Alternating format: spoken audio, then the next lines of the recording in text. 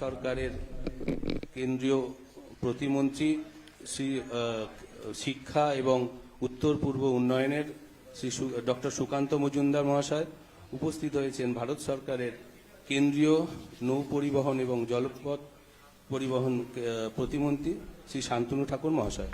আমি অনুরোধ করব শ্রী অমিত শাহ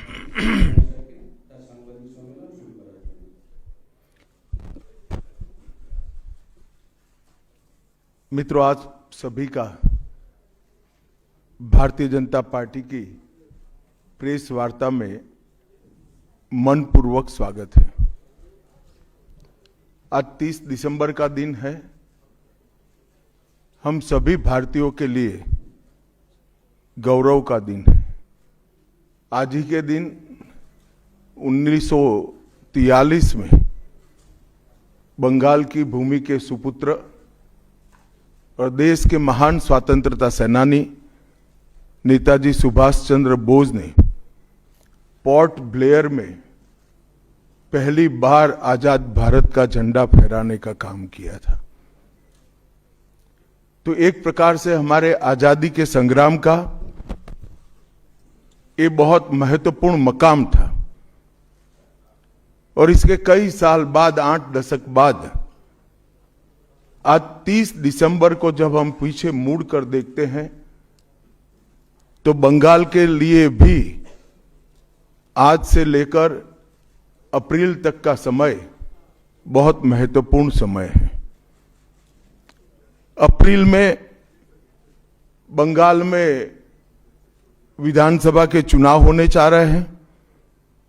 भय, भ्रष्टाचार, कुशासन और घुसपैठ की जगह विरासत, विकास और गरीब कल्याण की एक मजबूत सरकार बनाने का बंगाल की जनता का संकल्प बंगाल में जहां पर भी जाते हैं वहां दिखाई पड़ता है। तृणमूल कांग्रेस के 15 साल के शासन में भय, भ्रष्टाचार और कुशासन और विशेषकर घुसपैठ से बंगाल की जनता चिंतित भी है, भयभीत भी है और आशंकित भी है।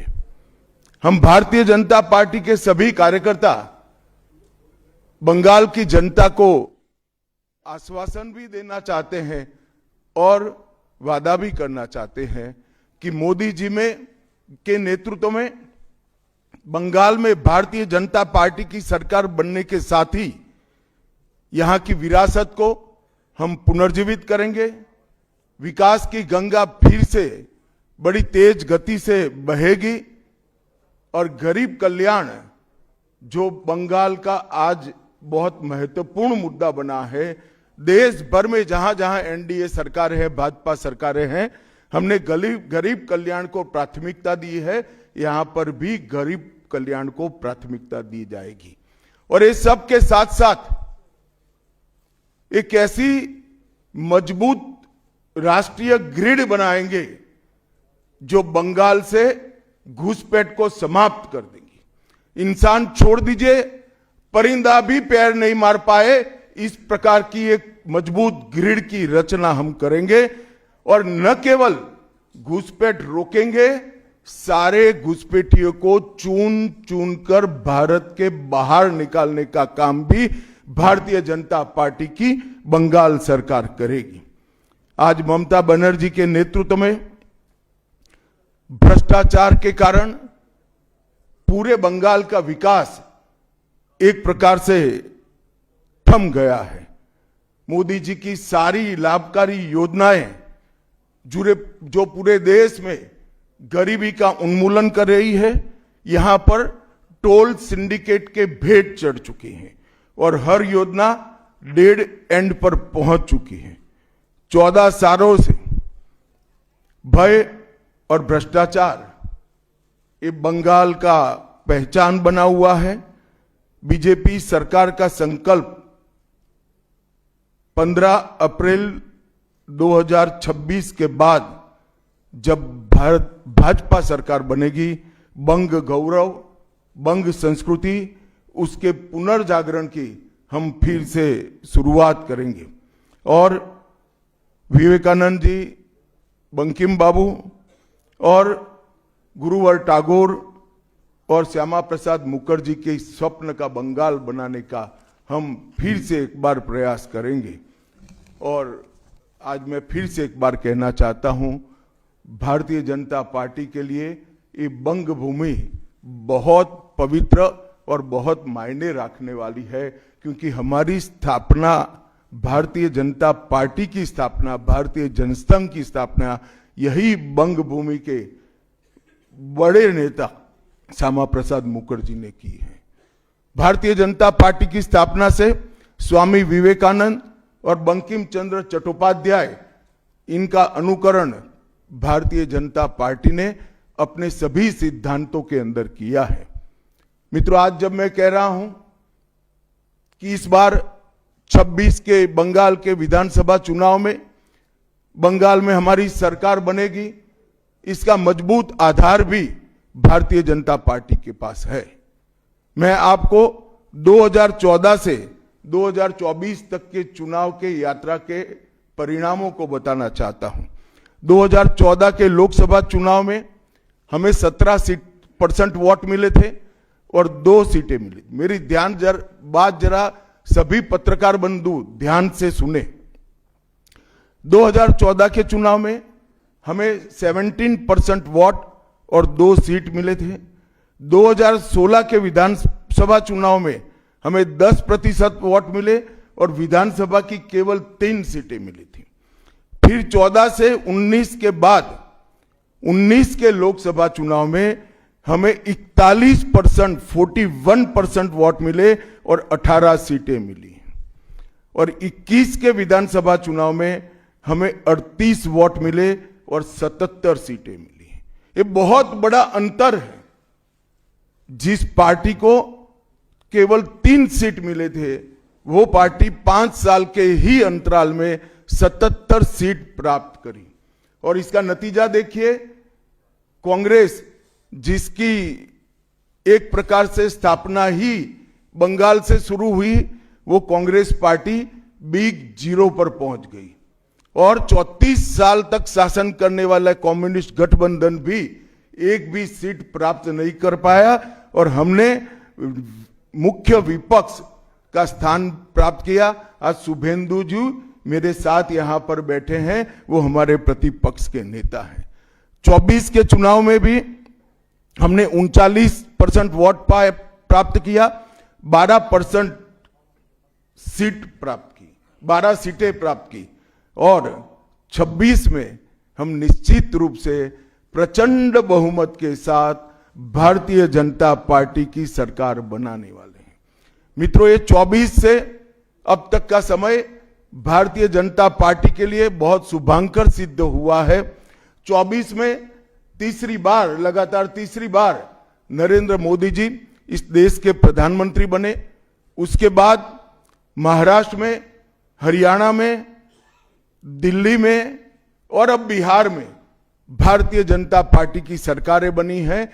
24 के चुनाव में उड़ीसा और आंध्र प्रदेश में भी पूर्ण बहुमत की भाजपा की और एनडीए की सरकार बनी है। मुझे पूरा भरोसा है कि 2026 में बंगाल में 2/3 बहुमत के साथ भारतीय जनता पार्टी की सरकार बनेगी।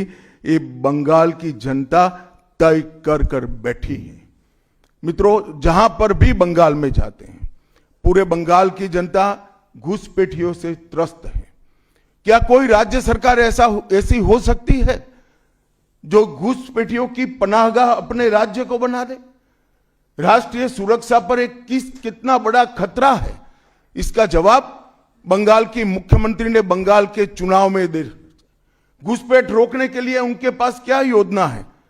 आर्टिकल 370 हटता है, वो विरोध करती है। सीएए लाकर बंगाल के शरणार्थियों को नागरिकता देने का हम कार्यक्रम करते हैं, वो विरोध करती हैं। और वो ठीकरा फोड़ते हैं कि बीएसएफ है, वो रोक नहीं रही है। ममता जी, मैं आज आपको इस सार्वजनिक प्रेस वार्ता में पूछना चाहता हूं कि कौन सरकार है, कौन सी सरकार है बांग्लादेश की पूरी सीमा पर जो वाड़बंदी करने के लिए, बॉर्डर पर फेंसिंग करने के लिए जमीन नहीं देती है? अगर आप जवाब न दे पाए तो मैं ही देता हूं, आपकी ही सरकार है जो जमीन नहीं देती है, जिसके कारण फेंसिंग का काम समाप्त नहीं होता है। फिर भी भौगोलिक रूप से कठिन सीमा पर से कोई घुस कर आता है तो कहां जाता है? सबसे पहले बंगाल के गांव में जाता है। आपका पटवारी क्या कर रहा है? आपका थाना क्या कर रहा है? क्यों इसको अरेस्ट नहीं किया जाता? क्यों उस पर केस दर्ज नहीं होता? क्यों इसको वापस भेजा नहीं जाता? जवाब है क्या आपके पास? क्या बंगाल की मुख्यमंत्री जवाब दे सकती है कि असम में घुसपैठ क्यों बंद हो गई? त्रिपुरा में घुसपैठ क्यों बंद हो गई? गुजरात और राजस्थान की बॉर्डर पर घुसपैठ क्यों नहीं होती है? पंजाब की बॉर्डर पर घुसपैठ क्यों नहीं होती है? कश्मीर की बॉर्डर पर घुसपैठ क्यों नहीं होती है? सिर्फ बंगाल में क्यों होती है? क्योंकि आपकी निगहबानी में घुसपैठ कराई जाती है और बंगाल को धीरे धीरे डेमोग्राफी चेंज कर आपकी वोट बैंक को पुख्ता करनी चाहती है। मगर ये लंबा नहीं चलेगा। बंगाल की जनता अब जान गई है और इसके खिलाफ लामबंद भी हो रही है। और मुझे मालूम है अगला चुनाव घुसपैठियों को निकालने के मुद्दे पर और घुसपैठ रोकने के मुद्दे पर लड़े जाना वाला है, क्योंकि न केवल ये बंगाल का मामला रहा है। मैं आज बंगाल की जनता को इस प्रेस वार्ता के माध्यम से बताने आया हूं कि बंगाल की बॉर्डर से हो रही घुसपैठ सिर्फ बंगाल का मामला नहीं रहा है, अब ये राष्ट्रीय सुरक्षा का मामला है। देश की संस्कृति को बचाना है, देश की सुरक्षा को सुनिश्चित करना है, तो बंगाल की बॉर्डर सील कर दे, ऐसी देशभक्त सरकार यहां लानी पड़ेगी जो ममता बनर्जी नहीं कर सकती, केवल और केवल भारतीय जनता पार्टी कर सकती है। घुसपैठ के अलावे भ्रष्टाचार से पूरी बंगाल की जनता त्रस्त है। रोजवेली चिटफंड घोटाला, कैश फॉर क्वेरी घोटाला, एसएससी घोटाला, नगर पालिका नगर नियम का भर्ती का घोटाला, गाय तस्करी का घोटाला, राशन पीडीएस का घोटाला, मनरेगा का घोटाला, पीएम आवास का घोटाला, इतने सारे घोटाले हैं कि मैं पूरा लिस्ट पढ़ूंगा तो मेरी प्रेस कॉन्फ्रेंस का पूरा हिस्सा ही उसमें चला जाएगा। अब क्या ममता बनर्जी इस बात का जवाब दे सकती है कि आपके मंत्रियों के ठिकाने पर से 27 करोड़ रुपया मिलता है, जिसको गिनते गिनते नोट गिनने की मशीन भी गर्म होकर बंद हो जाती है? बंगाल जैसे गरीब राज्य के अंदर 27 करोड़, 20 करोड़, 15 करोड़ ये राशि मिल रही है, आपकी कोई अकाउंटेबिलिटी नहीं है। पार्थो चैटर्जी जेल में जाते हैं, ज्योति प्रिय मलिक जेल में जाते हैं, अनुव्रत मंडल जेल में जाते हैं, जीवन कृष्ण शाह जेल में जाते हैं, माणिक भट्टाचार्य जेल में जाते हैं, चंद्रनाथ सिन्हा जेल में जाते हैं, परेश पाल जेल में जाते हैं, कुंतल घोष जेल में जाते हैं, फिरहाद हकीम वो भी आरोपी बनाए जाते हैं, शोभन चैटर्जी आरोपी बनाए जाते हैं, कुणाल घोष 3 साल जेल में रहकर आते हैं, और आप कहती है कि भ्रष्टाचार नहीं हो गया, हो रहा है। आप आंख मूंद लिए ही हो भ्रष्टाचार के लिए, मगर बंगाल की जनता अपनी आंख बंद कर कर नहीं बैठी है। गरीब बंगाल की जनता के अधिकार का पैसा आपकी कैडर की भेंट चढ़ रहा है, आपको इसको जवाब देना पड़ेगा। महिलाओं की सुरक्षा एक बहुत बड़ा मुद्दा बना है और अधिकृत रूप से कहा जाता है कि महिलाएं 7 बजे के बाद अपने हॉस्टल और घर से न निकले। हम कौन से जमाने में जी रहे? मुगल काल में जी रहे हैं क्या? ममता जी, ये आजाद भारत, यहां माताओं बहनों को पूरा दिन जब इनकी मर्जी हो, जब इनको काम हो, घर के बाहर निकलने की सुरक्षा प्रदान करना ये हमारा संवैधानिक दायित्व है, जो देने में आपकी सरकार विफल गई है। आरजी कर मेडिकल कॉलेज का मामला हो, संदेश खाली का मामला हो, दुर्गापुर मेडिकल कॉलेज का मामला हो, साउथ कॉलेज लॉ कॉलेज का मामला हो, हर जगह बेटियां असुरक्षित है और ढेर सारे लोग और ढेर सारी माताएं बहनें ये अत्याचार से तंग आ चुकी है, असुरक्षा से तंग आ चुकी है। वो भी राह देख रही है कि कब वोट देने का अधिकार आए और हम ये निकम्मी तृणमूल कांग्रेस की सरकार को हटा दें। सांप्रदायिक तुष्टीकरण को इस राज्य सरकार ने अपनी नीति के रूप में स्वीकार कर लिया है। अब मरहम लगाने का प्रयास हो रहा है, मैं सुबह से देख रहा हूं, मगर अब मरहम लगाने से कुछ नहीं होता है। हृदय पर, बंगाल की हिंदुओं के हृदय पर घाव इतना गहरा बैठ गया है कि कोई मरहम काम नहीं आएगा। अब आपका जाने का समय तय हो गया है। यहां तक इंतहा कर दी, यहां तक कि पार्लियामेंट में वंदे मातरम पर चर्चा होती है।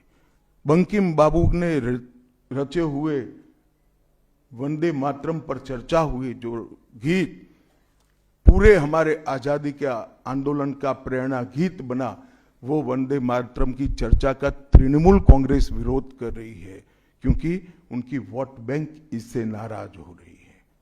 ये बंगाल की जनता कभी सहन नहीं करेगी। एक जमाना था मित्रों कि भारत के जीडीपी में बंगाल का योगदान 10.5% था और तीसरे नंबर पर था। जीडीपी में योगदान की दृष्टि से हमारा बंगाल तीसरे नंबर पर था।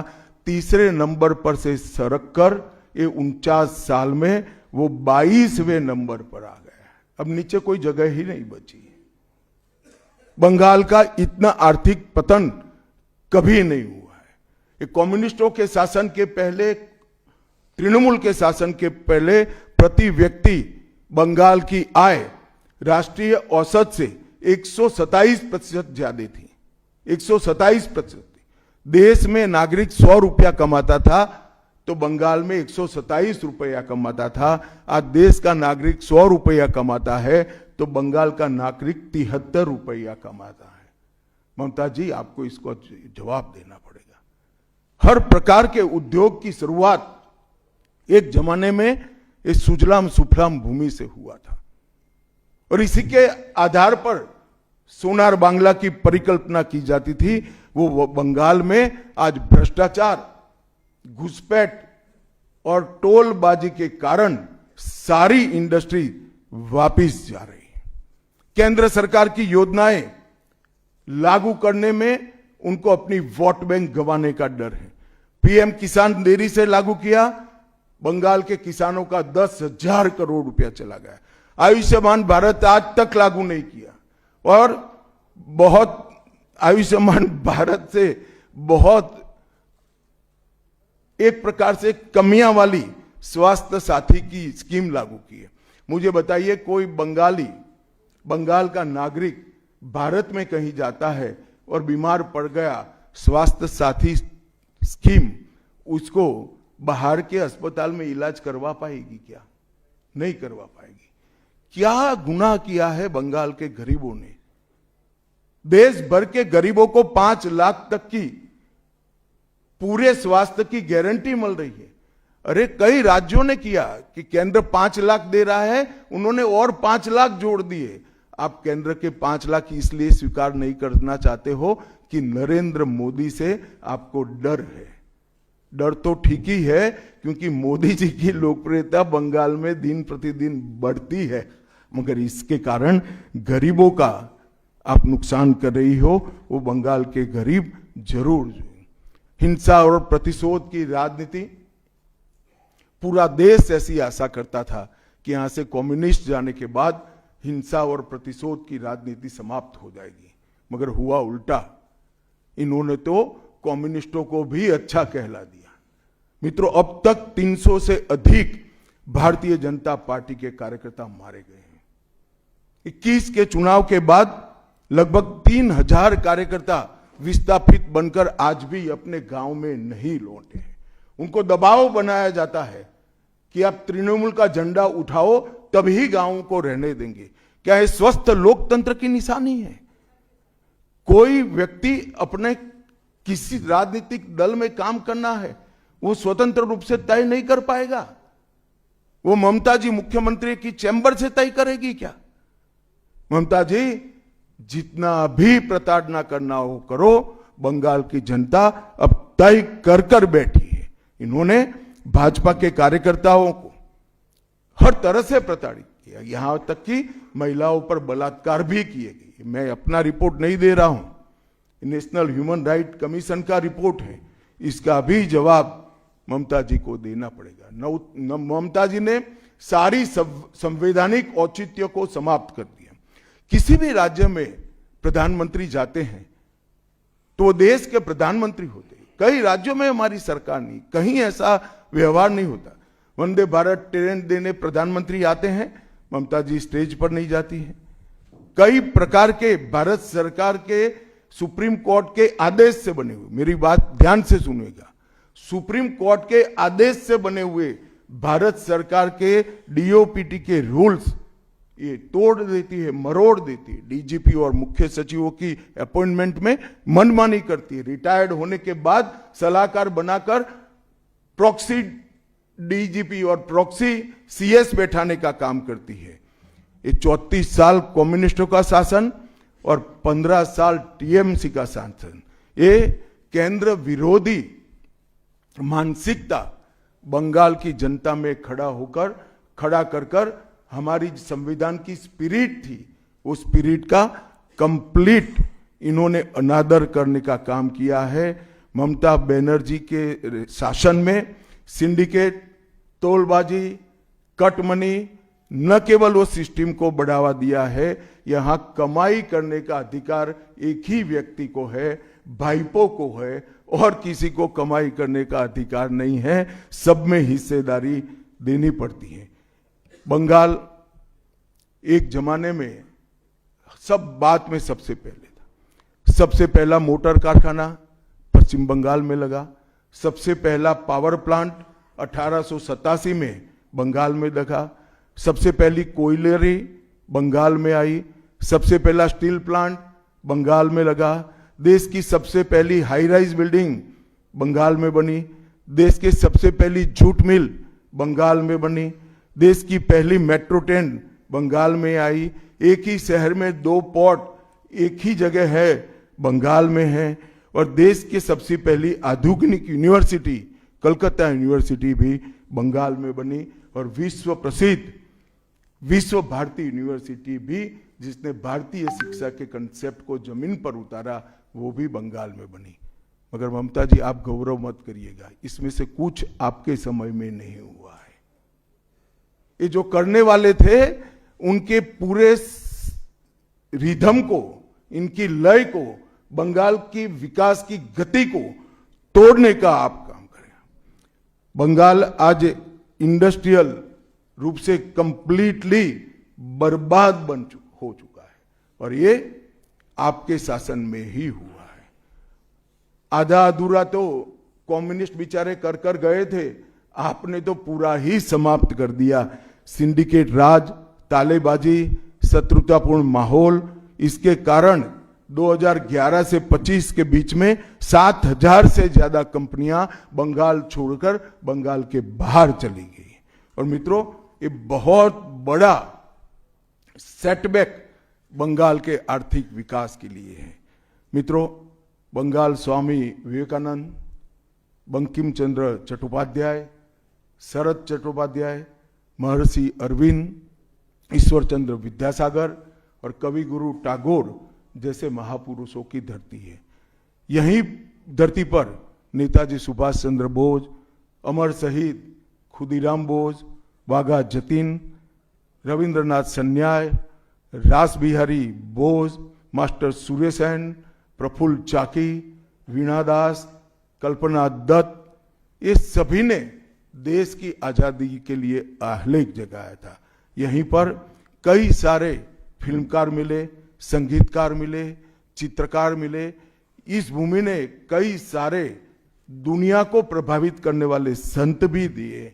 वो बंगाल आज ऐसे कगार पर पहुंच गया है कि अगर एक घुसपैठ की बयार रोकी नहीं गई तो बंगाल का अस्तित्व भी खतरे में है। ऐसा स्पष्ट रूप से समाज जीवन को जानने वाले सभी लोग मानते हैं।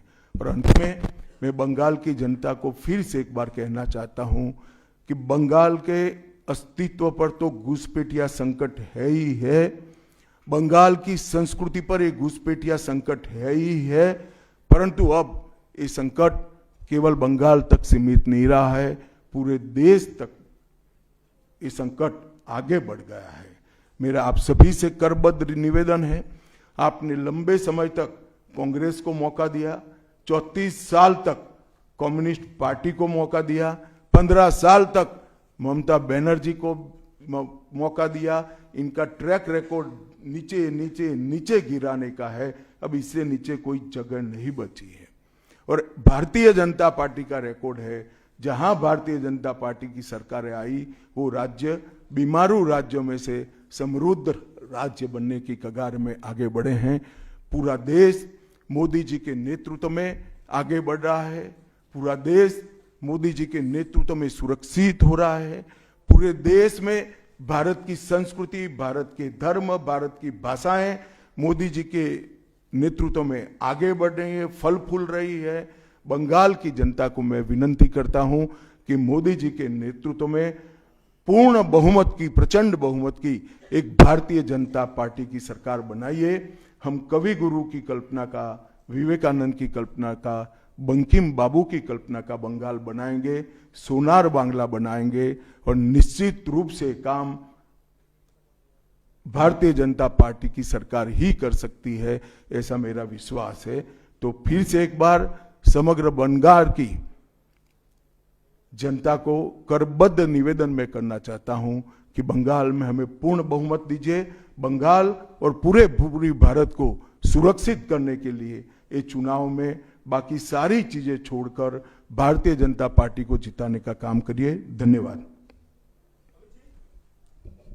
कौन बोलते जाओ नाम भाई, आनंदबाजार कोई जल्दबाजी मत करना, मैं समय लेकर आया हूं, आराम से बात करूंगा। राजू चक्रवर्ती बर्तमान।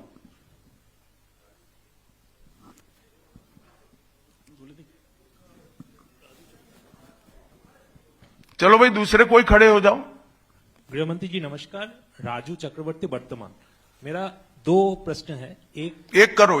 अच्छा 2014 के बाद आप जब पार्टी और एडमिनिस्ट्रेशन में बहुत सारे संस्कार लाए, 75 साल के बाद कोई भी लीडर या फिर मंत्री हो उसको मार्गदर्शक के भूमिका में जाना पड़ता है, तो आपको क्या लगता है अभी हाईएस्ट लेवल पे जो भी है पार्टी या फिर एडमिनिस्ट्रेशन में, वो 75 साल हो गया, उसको अपने आप वानप्रस्थ में जाना चाहिए?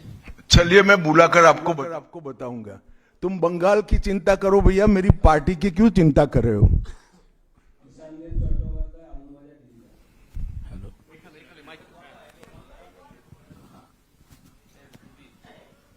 Amit ji, there is anxiety among the Motua communities regarding the papers and documents to be produced in the SIR process. And would you like to consider anything so that they can get rid of their anxiety? मतुआओं को डरने की कोई जरूरत नहीं है। ये Bharatiya Janata party का वादा है। जो शरणार्थी बंगाल में आए हैं वो भारत के नागरिक है, इनका कोई नुकसान नहीं कर सकता, ममता बनर्जी भी नहीं कर सकती। Amit ji, this is Atri Mitra from Indian Express. पिछले कई इलेक्शन में हम लोग देखे हैं कि your ground level organisation was failed to dominate in the day of election with TMC. So is your organization is ready for now in 2020? आपने ध्यान से नहीं देखा है। मैंने इसीलिए पहले भाजपा की विकास यात्रा, भारतीय जनता पार्टी की विकास यात्रा बनाई। हम 3 सीट पर थे, 77 पर पहुंचे हैं और 77 से अब एज अ मुख्य विरोध पक्ष हमारा अधिकार है कि विफल सरकार को उखाड़कर हमें जनता शासन देगी। हम 77 सीट पर ऐसे नहीं पहुंच सकते, 18 सीटें ऐसे नहीं जीत सकते हैं। हमारा काम बूथ तक पहुंच चुका है, इसी के कारण हमें सफलता मिली है। संजीत बख्शी, दूरदर्शन। आप विकास की बात कर रहे थे। हम अलग अलग शहर में जब मेट्रो की बात करते हैं तो हम मेट्रो की सूचना घोषणा देखते हैं और बाद में 2-3 महीने बाद मेट्रो चढ़ते हैं। लेकिन कोलकाता में हम देखते हैं कि हम बचपन से ही मेट्रो का काम चलते रहते हैं और खास तौर से मैं जब ऑफिस जाता हूं देखता रहता हूं कि एक जगह है जहां पे मेट्रो का काम आधा अधूरा पिछले कई सालों से है और 2-3 बार हाईकोर्ट का इंटरवेंशन के बावजूद भी वो काम हो नहीं पा रहा है और इसीलिए कई सारे जो यात्री है काफी उसका दिक्कत हो रही है। तो ये जो इस यहाँ पे विकास का काम इस तरह से केंद्र और प्रदेश की खींचतानी में रुकावट देखते हैं, इस पे कैसे इसका इलाज किया जाता है? बैठ जाइए। देखिए, भारत सरकार पूरे देश में इंफ्रास्ट्रक्चर के डेवलपमेंट के लिए बहुत सारे काम कर रही है। अगर भारत सरकार का पक्षपाती कामकाज का तरीका होता तो वो तमिलनाडु को भी अप्लाई हो सकता था, तेलंगाना को भी अप्लाई हो सकता था और हर राज्य को अप्लाई हो सकता था। सभी जगह इंफ्रास्ट्रक्चर के काम अच्छे चल रहे हैं। सिर्फ बंगाल में तकलीफ क्यों आ रही है? क्योंकि मेट्रो हवा में नहीं चल सकता, भूमि चाहिए। भूमि पर जो एंक्रोचमेंट है वो खाली कराने का काम राज्य सरकार का है। यहां भारत सरकार जो भी योजना लाए इसका विरोध करना, ये मानसिकता से सरकार चल रही है, जो बंगाल का भी भला नहीं कर रही है, देश का भी भला कर रही है। क्यों तमिलनाडु की मेट्रो में प्रॉब्लम नहीं हो रहा है? क्यों तेलंगाना की मेट्रो में प्रॉब्लम नहीं हो रहा है? यूपी में लखनऊ में मेट्रो तब लगी जब अखिलेश जी मुख्यमंत्री थे, वहां पर भी प्रॉब्लम नहीं हुआ। मेरा तो आपसे आग्रह है, इतने अभ्यासु पत्रकार हो, कुछ पत्रकारों का संघ बनाकर इसके डेप्थ में जाकर व्हाइट पेपर बाहर निकालो कि सारी योजनाएं क्यों अटक गई है, तो आपको मूल कारण मालूम पड़ जाएगा। एबीपी।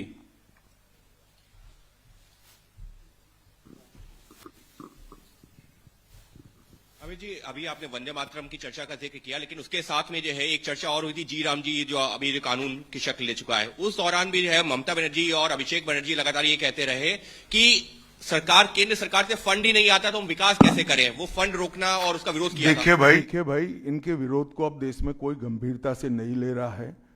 अगर कोई एक स्टेटमेंट भारत सरकार करेगी कि भारत देश कोई भी क्षेत्र में सबसे पहले आएगा तो भी ये विरोध करेंगे। विरोध उनका स्वभाव हो चुका है। इनके विरोध को कोई गंभीरता से नहीं ले रहा है, ना जमीन पर इसका कोई विरोध का असर दिख रहा है। लोहिया, एनडीटीवी। गृहमंत्री जी नमस्कार। पहला सवाल यह है कि कई ऐसी केंद्र की स्कीम्स आती हैं जिनको बंगाल में इम्प्लीमेंट नहीं किया जाता है। कहा जाता है कि केंद्र कोऑपरेट नहीं कर रहा है और ये भी कहा जा रहा है कि अगर भारतीय जनता पार्टी की सरकार आई बंगाल में तो जो तृणमूल कांग्रेस की कल्याणकारी स्कीम्स हैं उन्हें रोक दिया जाएगा। आप कैसे देखते हैं इसको? देखिए, मैं बंगाल की जनता को यह अपप्रचार चल रहा है, इससे स्पष्ट रूप से भारतीय जनता पार्टी की ओर से कहना चाहता हूं कि भारतीय जनता पार्टी की सरकार बनने के बाद अभी की जो सरकार जो स्कीमों के नाम से जो कुछ भी चला रही है, एक भी स्कीम बंद नहीं होगा और हमारे घोषणा पत्र में हम जितने भी स्कीमें करेंगे उसको जमीन पर उतारेंगे। ये हमारा रिकॉर्ड है, ट्रैक रिकॉर्ड है, देश भर में है। उज्जवल राय, एएनआई। सर, आपने सबसे पहले ही घुसपैठियों की बात की है, जो सबसे बड़ा मुद्दा देश के लिए भी है और खासकर पश्चिम बंगाल जिस तरह से बांग्लादेश का अभी मौजूदा हालात है उसको देखते हुए। लेकिन जो सवाल आपने किया है उस पे प्रतिक्रिया ये मिलती है कि बीएसएफ तो केंद्र के अधीन है, आखिर ये विरोधाभास तुम कहां भाभी जी को याद करते थे? मैंने पहले ही जवाब दे दिया। बीएसएफ जब तक फेंसिंग नहीं होती है तब तक बीएसएफ सुरक्षा नहीं कर सकती है। बीएसएफ को भूमि देनी पड़ेगी फेंसिंग के लिए भारत सरकार को। मेरे स्तर पर मैंने 7 पत्र लिखे ममता बनर्जी को। ये 6 साल के अंदर 3 बार गृह सचिव यहां आकर मीटिंग कर गए चीफ सेक्रेटरी से। मैं पूछना चाहता हूं तृणमूल कांग्रेस की सरकार को, जमीन देने में क्या डर है? कि आपकी कोई रिस्पॉन्सिबिलिटी नहीं है या आप घुसपैठ होने देना चाहते हो? और फिर भी नदी नाले जंगल कहीं से कोई घुसपैठिया आ जाता है, कहां आता है? सबसे पहले गांव के थाने और पटवारी के बगैर कोई रह सकता है? इसके डॉक्यूमेंट कौन बना रहा है? बंगाल सरकार बना रही है। देश भर से जो घुसपैठिए पकड़े जा रहे हैं, इनके पास से बंगाल के डॉक्यूमेंट, फर्जी डॉक्यूमेंट पकड़े जाते हैं। उन्होंने घुसपैठियों को अपनी वोट बैंक मजबूत करने के लिए राज्य सरकार की नीति के रूप में स्वीकार कर लिया है। इसलिए मैं कहता हूं कि तृणमूल कांग्रेस घुसपैठ नहीं रोक सकती। बंगाल की डेमोग्राफी खतरनाक तरीके से बदल रही है और आने वाला समय बहुत चिंताजनक है। 26 के चुनाव से पहले ही बंगाल में मंदिर मस्जिद की राजनीति शुरू हुई है। आपको पता होगा मुर्शिदाबाद में बाबरी मस्जिद का। एक मिनट, मंदिर और मस्जिद दोनों की राजनीति कौन कर रहा है? एक तृणमूल से निकले हुए एमएलए कर रहे हैं और एक तृणमूल कांग्रेस कर रही है। तो सवाल का एड्रेस गलत है, सवाल तो सही है। निर्माण से बंगाल और भारत में शांति का माहौल बिगड़ सकता है।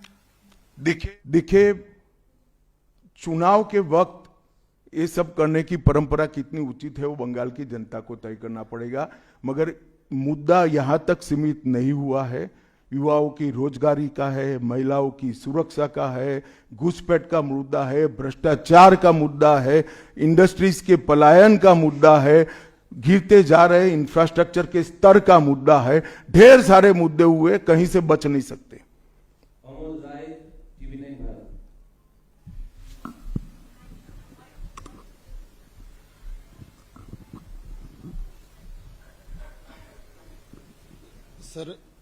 सर मेरा एक प्रश्न ये है कि आज ममता बनर्जी लगातार 2 दिनों से का एक अपना स्वभाव है, लेकिन उनपे जो है तुष्टीकरण का आरोप लगाया जा रहा है। और लगातार वो पहले भी मंदिर एक बनवाई है अभी उड़ीसा के तर्ज पे, और दूसरा एक और घोषणा उन्होंने कर दिया महाकाल मंदिर बनाने का। तो चुनाव की दृष्टि से क्या आपको लगता है कि इसका मैं तो भाई किसी भी कारण से मंदिर बनाती है इसका स्वागत करता हूं, मगर बहुत देरी कर दी है उन्होंने। बांग्ला। अमित जी, एक सवाल बार बार एक नैरेटिव फैला जाता है टीएमसी और लेफ्ट के तरफ से कि बंगाल में जितना भी काम कर ले बीजेपी कार्यकर्ता, ऊपर कुछ सेटिंग वगैरह है तो अमित शाह जी और नरेंद्र मोदी जीतना नहीं चाहते। आज पूछता है बंगाल, जवाब चाहे बांग्ला, आप लोग बंगाल को जीतना चाहते हैं? कितना सीरियस है सेंट्रल बीजेपी? देखिए भाई, मैं यहां आकर प्रेस कर रहा हूं। मोदी जी अभी थोड़े दिन पहले सभा करने के लिए आने के लिए निकले थे, जा नहीं पाए। अब ममता बनर्जी कह रही कि हम उनके साथ हैं। अगर उनको ये भ्रांति फैलानी है तो फैलाएं। भारतीय जनता पार्टी का कोई नेता घुसपैठियों को आश्रय देने वाले के साथ नहीं रह सकता। ये भारतीय जनता पार्टी का सिद्धांत है और हम सब भारतीय जनता पार्टी के कार्यकर्ता से लेके मोदी जी तक कटिबद्ध है कि मूल समेत तृणमूल कांग्रेस की सरकार को हम उखाड़ कर फेंक देंगे।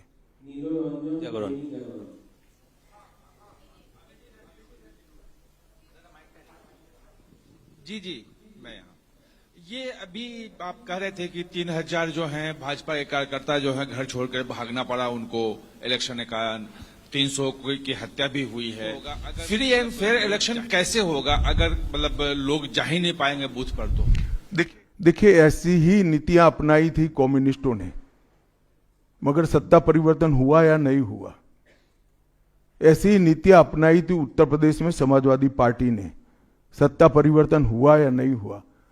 लोकतंत्र में जनता महान होती है और जनता जब तय कर सकती है, कर लेती है, किसी भी तानाशाह का कुछ नहीं चलता। CNN News 18. So there has been a huge attack by the Trinamool leaders that the election commission is BJP commission. That's what they say, and whatever deletion is taking place, that is at the behest of BJP. So how do you react to that, sir? देखिए, ममता जी के पास से और कोई अपेक्षा रख नहीं सकते। उनके खिलाफ जजमेंट आएगा तो जुडिशियरी बीजेपी की है, इलेक्शन कमीशन घुसपैठिया हटाएगा, SIR लाएगा तो इलेक्शन कमीशन बीजेपी का है। वो हारने के बाद शायद ऐसा कही कि मेरे कार्यकर्ता ही बीजेपी में चले गए।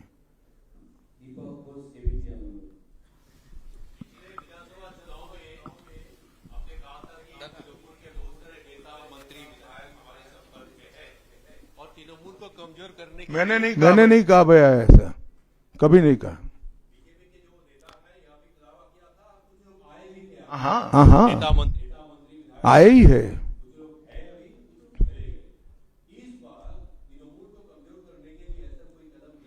तृणमूल को अरे सुनिए ना, समझ गए मैं आपका सवाल। तृणमूल को कमजोर करने की भारतीय जनता पार्टी को कोई जरूरत इसलिए नहीं है कि तृणमूल अपने अव्यवस्थाओं के कारण, अपने कामों के कारण जनता के बीच में कमजोर हो चुकी है।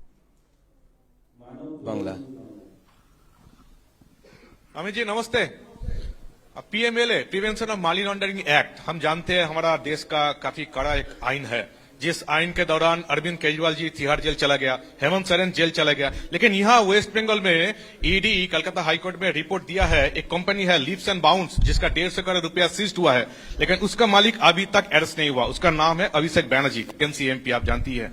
इसीलिए सेटिंग्स वगैरह ये जो लोग प्रश्न कर रहे हैं, इसीलिए सेटिंग्स वगैरह ये हवा उठ रहे हैं, नैरेटिव्स उठ रहे हैं। बीजेपी का जो लोअर लेवल का नेता भी है वो भी पूछ रहे हैं कि क्यों अभिषेक बैनर्जी अरेस्ट नहीं हुआ, उसका कंपनी का 150 करोड़ रुपया सीज्ड हुआ फिर भी अरेस्ट नहीं हुआ। बीजेपी के लोअर लेवल के नेता का मुझ पर छोड़ दीजिए, बाकी भारतीय जनता पार्टी किसी भी एजेंसी के काम में दखल नहीं देती है।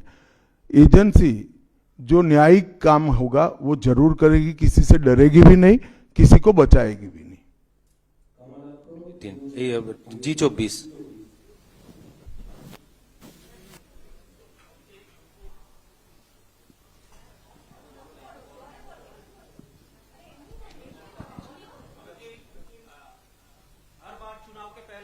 बंगाल आते हैं, अब तक एक टारगेट देते हैं बीजेपी लीडर और सभी को, तो इस साल 26 के चुनाव के पहले सुने नहीं, मैं कहा 2/3 बहुमत के साथ सरकार बनाएंगे, 2/3 मेजोरिटी के साथ सरकार बनाएंगे, तो टारगेट हो ही गया।